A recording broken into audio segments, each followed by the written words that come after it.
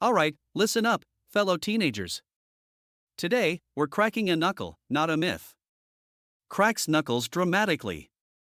So, picture this: you're just minding your own business, cracking your knuckles, and suddenly, your friends gasp in horror, saying, "You'll get arthritis for sure."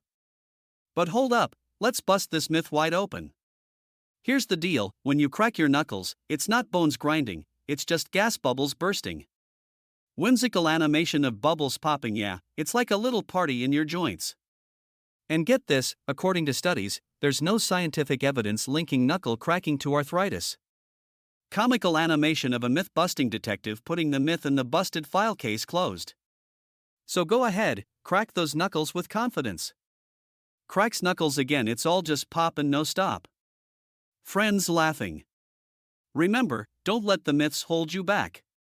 Keep cracking, keep popping, and keep having fun.